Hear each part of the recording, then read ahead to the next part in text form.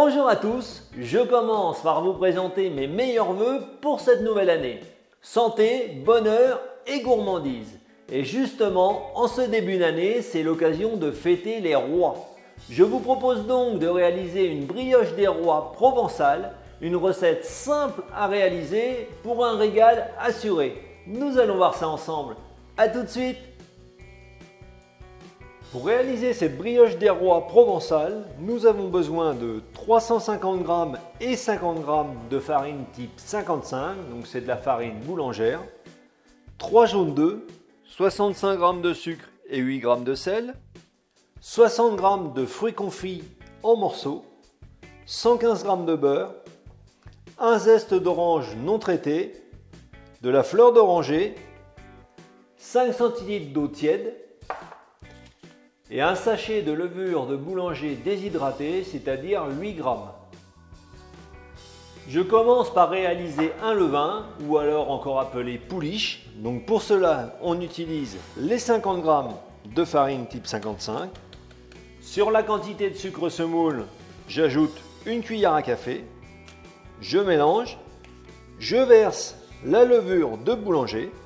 Je mélange également. Et j'ajoute les 5 cl d'eau tiède. Je mélange le tout du bout des doigts, donc bien mélangé. Je racle mon bord de récipient pour qu'il soit bien propre et que tout le levain soit rassemblé. Je recouvre le levain d'un torchon et je vais le laisser reposer pendant 3 quarts d'heure à 1 heure. Nous allons maintenant poursuivre la recette, maintenant que le levain a reposé.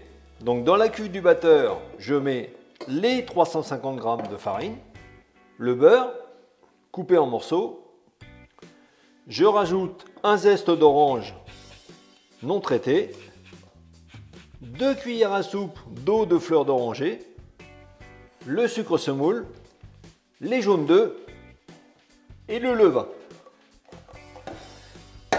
J'installe la cuve sur le batteur avec le crochet et je commence à mélanger doucement.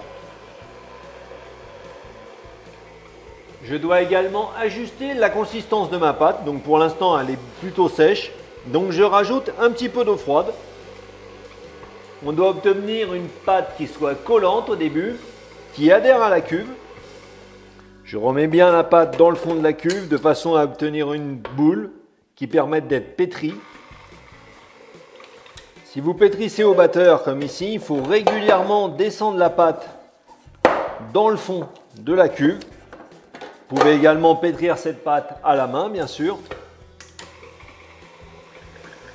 Et on va pétrir pendant une bonne dizaine de minutes de façon à incorporer suffisamment d'air pour le développement de la levure. Il est possible que la pâte s'accroche au crochet comme ici. Donc vous la redescendez et vous reprenez le pétrissage.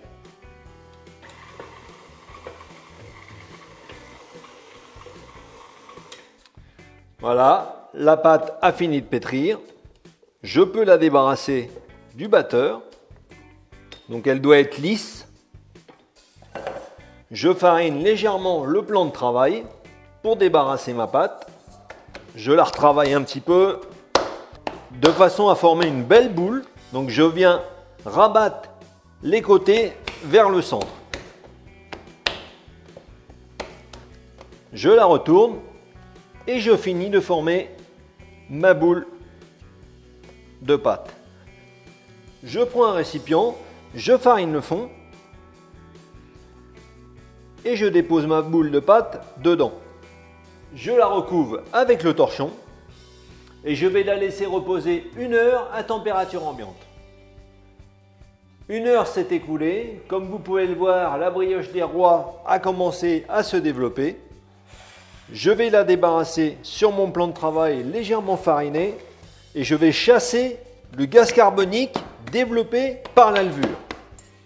Et je recommence la même opération que tout à l'heure en rabattant les bords vers l'intérieur, ce qui me permet de dégager le gaz carbonique et d'incorporer de l'air dans la pâte. Voilà, je refais de nouveau une belle boule. Je farine le fond du saladier et je dépose ma pâte. De nouveau, je la recouvre d'un torchon et je vais maintenant la mettre à reposer pendant 8 heures environ dans le bas du réfrigérateur. Voilà, vous pouvez voir que notre pâte s'est développée malgré qu'elle soit au réfrigérateur. Je la débarrasse sur un plan de travail légèrement fariné. Donc je l'aplatis. Et dans un premier temps, je vais y mettre les fruits confits que j'étale sur toute la longueur. Et ensuite, on va les enfermer dans la pâte et faire un boudin, ce qui va nous permettre de former la couronne. Donc, je referme ma pâte comme ceci, puis encore, de façon à former un rouleau. Je l'allonge en faisant attention que ça soit le même diamètre partout. Je fais attention également à la soudure. Il faut qu'elle soit bien faite, sinon votre couronne va éclater. Donc on va réaliser un gâteau des rois de 6 à 8 personnes. Je vais maintenant aplatir complètement une extrémité. Puis avec de la dorure, c'est-à-dire un œuf que j'ai battu avec une pincée de sel,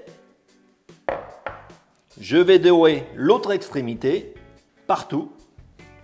Et je vais venir l'enrouler avec l'autre extrémité que j'ai aplatie. Ça va nous permettre d'avoir une belle soudure et une couronne bien fermée. Je dépose maintenant la couronne de brioche sur une plaque de cuisson recouverte d'une feuille de papier sulfurisé. Puis je vais la dorer une première fois sur toute la surface. Je vais maintenant la laisser développer une dernière fois, soit à température ambiante, donc ce qui va demander entre 1 à 2 heures en fonction de la température de votre pièce, ou encore mieux, si vous avez un four avec la fonction étuve, c'est-à-dire une chaleur entre 30 et 40 degrés, ce qui permet un bon développement de la pâte, surtout utilisez-la. En plus, une petite astuce, vous ajoutez une coupelle d'eau dans votre four. Un environnement humide va également favoriser le développement de la pâte. Donc on va laisser la pâte se développer pendant une bonne heure. Ensuite, on va la dorer une deuxième fois avant cuisson. Notre brioche des rois a bien poussé. J'ai maintenant mis le four en position de cuisson à 180 degrés. Je vais dorer délicatement une seconde fois la couronne des rois. Et je vais la laisser cuire pendant une trentaine de minutes environ.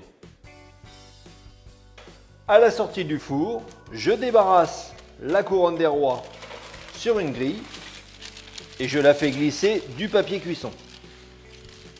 Je la laisse maintenant refroidir avant de la décorer. Pour la fève, deux solutions.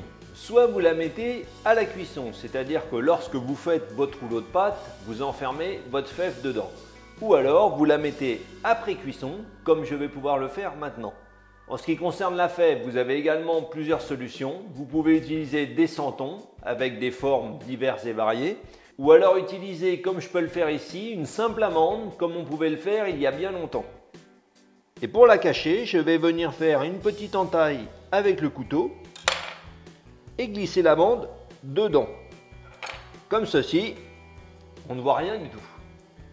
Pour la décoration, je vais utiliser des écorces d'orange confites, des bigarreaux confits, des fruits en cubes également confits et du sucre en grains.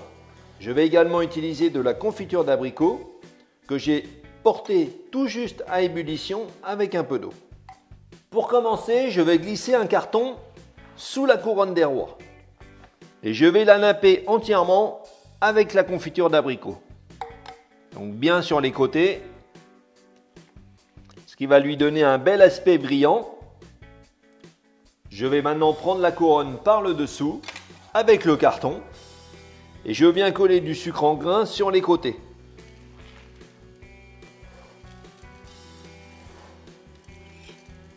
Je positionne la brioche des rois sur un plateau à servir et je termine la décoration avec les fruits confits. La brioche des rois provençale est généreusement décorée de fruits confits. Donc on n'hésite pas à en mettre partout. Les écorces d'orange, Vous pouvez utiliser toutes sortes de fruits confits, hein. Du melon, de l'angélique, de l'orange, du citron. Donc là, c'est simplement un exemple hein, que je vous montre. Après, vous mettez ce que vous voulez. Et des bigarreaux. Et voilà, le gâteau des rois provençal est terminé.